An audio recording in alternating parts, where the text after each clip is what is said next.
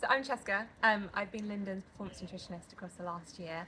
Been fortunate enough actually to work with Lyndon as part of my research project for my master's dissertation. So today is obviously the event itself. So we've been kind of practicing what we've been wanting to do today over the last kind of 35 weeks of training. The main consideration for Lyndon is obviously he's doing an Ironman, but he is a handicapped athlete who doesn't have the majority of his limbs. And Ironmen usually depend on muscle glycogen for performance, which is carbohydrates, but that's stored in your muscles. And if you don't have those limbs to store that glycogen, then the question is kind of where you get your carbohydrates from.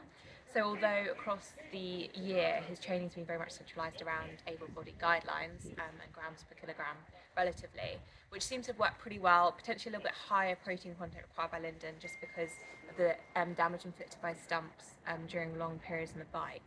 Which obviously able-bodied athletes don't tend to experience quite so much. But I think really the key difference is the carbohydrate oxidation. We haven't been able to measure that because it's been an observational case study.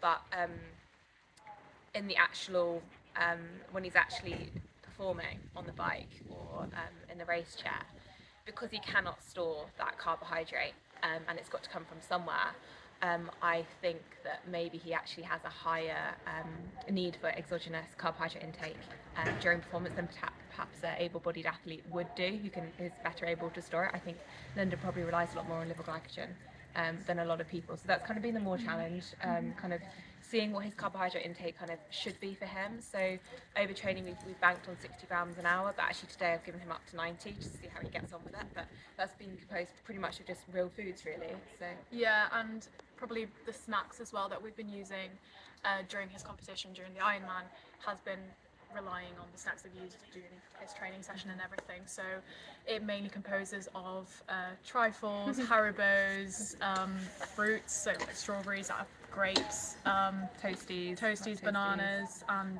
yeah, anything like warm as well, like during his bigger breaks is probably the best opportunity for him to get a lot of food in and sort of top up those exogenous carbohydrate that he needs, as Cheska was saying. So it gives us a good opportunity to feed him.